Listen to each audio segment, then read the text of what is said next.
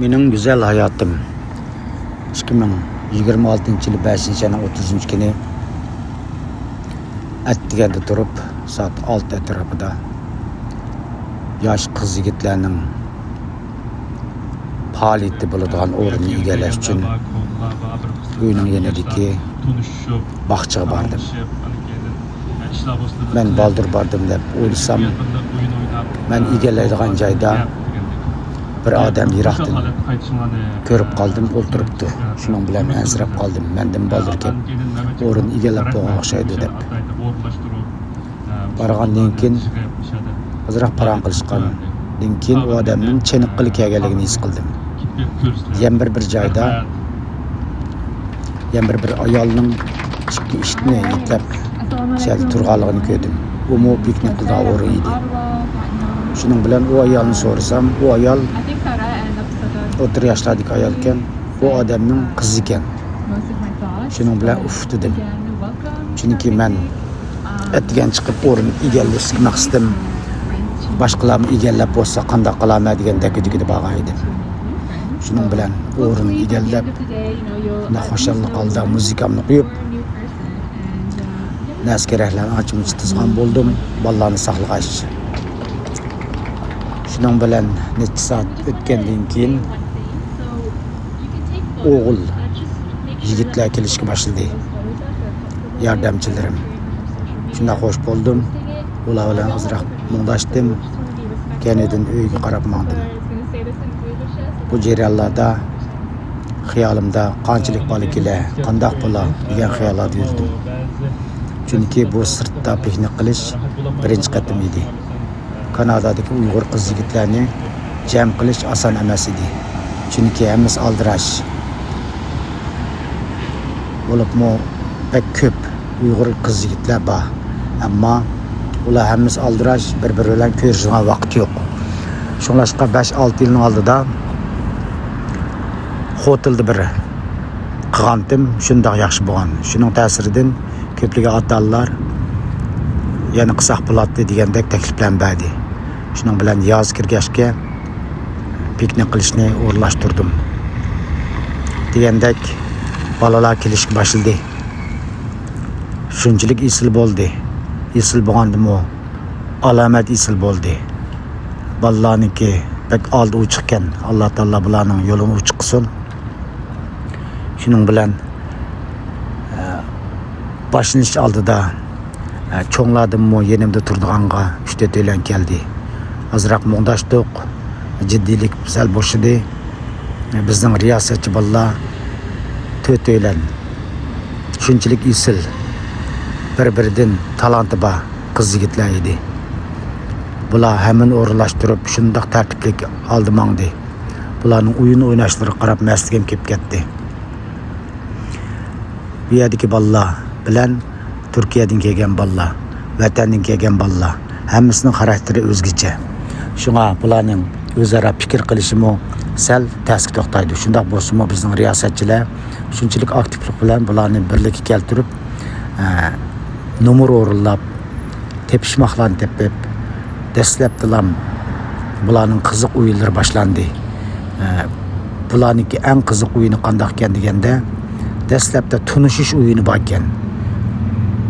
Çoğun bir yumbalaq bo'lib, to'pni elib, to'pni olgandan keyin kimga to'xtab qolsa, shu o'zini tunishtirdi ekan. Bu nihoyat isil usul ekan. Shu orqali bir-birini tundi. Tungandan keyin shunchalik chiqishib ketdi. Chiqishgandan keyin Turkiyadagi kelgan bolalar Uyg'urcha nihoyat yaxshi edi. Bu bolalar menga aka bu yerdagi bolalar, bu yerda cho'ng bo'lgan bolalarniki ingliz yaxshi ekan. Biz bulardan inglizcha o'rgansak, ularga biz Uyg'urcha o'rgatsak pek yaxshi bo'ldi ekan dedi. Voy barakalloh, shunday qilinglar dedim. Degandek o'zaro to'p o'ynadi. Qiz o'g'il birlashib qart o'ynadi. Taxlag'ushlarni taxladi. Pay to'plarni o'ynadi. O'yinlar nihoyat mo'l bo'ldi. Ammo shunchalik xo'shallik holda talabni ketdi. Bularning ota-onalar bo'libmi, ota-onalarniki atrofdagi shirkatlarning, shaxslarniki yardım bilan yemak, ichmak haddi hisobsiz mo'l bo'lib ketdi. Bu yemak ichmaklarni eng ishib qolgan narsalarni bo'libmi sal og'iz ichib yeyilmagan ko'pincha yerlarda ko'p narsalar yemak ichmaklar qolg'ashqa bolalarga qachalarni ilib berib ekanman bir qatimliq ishilgan qachalarni amal bor bolalarga usib berdim tanho bolalar bo'libmi ko'pinchisi apmangdi oxirida bu bolalarga bo'libmi Turkiyadan kelgan bolalar Abduz bilan kelgan bolalarga bo'lsa ko'proq akitinglar desam ular aka bizning yo'limiz yiroq Abduzga bag'ishim xilmangimiz dedi. Shunda bo'lsin ishimlik bo'lsin o'ylanglar desam ig'ir keladi aka dedi. Shunda ko'nglim bir xil bo'ldi-yu, amal yo'q bo'pti dedim. Shunda ular ichimliklarni ichib qoldi, og'iz ichilmagan ichimliklarni saqlab qoldim. Bu jarayonlar menga nihoyat isil ta'sirlarni berdi. Bunun oldin kunlar men bo'libmi piknik bo'lgandan keyin qo'y go'shti bo'libmi kavob qilganga qo'y go'shti izladim. İzlagandimmi Costco ning 3-4siga bordim. Qiyirishqandek qo'y go'shti gap ketgan. Bu nima ishib ketdi dedim. Shuning bilan bir Costcoga borib so'rasam, u Costco'dagi odam siz 7-odam mushunaq so'rayapsiz. Hozir qo'y go'shti paq qis dedi. Voy nima bo'lib ketdi deb shundoq jiddiylashdim. Ammo oxirida yanalam ayolimdan maslahat so'rasam, ayolim shu Kabul farm degan berib, shahadin qildirsangiz bilmam dedi. Shuning bilan Kabul farm berib, kech bo'lib ketgachga asl xiyolimda o'zim uyga go'shtni olib berib, o'zim to'g'rab tayyor qiladigan. Ammo vaqti qis aldirab qoldim. Shunga Kabul farmdan eliblam shahada to'g'ritib kabniki go'shtini kab o'xshash qilib to'ldirib uyga akab o'zim tayyorligini qildim. Shuning bilan shundoq yaxshi bo'ldi. Shunga atsi kabmi shundoq mo'lchilik bo'ldi. Demakchi hamma narsa shunchalik mo'l bo'ldi. Mening yanimda turgan cho'nglardan 3-4 bilan hali oxirigacha tang birlikda o'ltirdi. Bulardan bir yaqin qarindishim oxirigacha o'ltirib, voy bu yoshlar hamma kelgil turdi-ku deb hayron qoldi.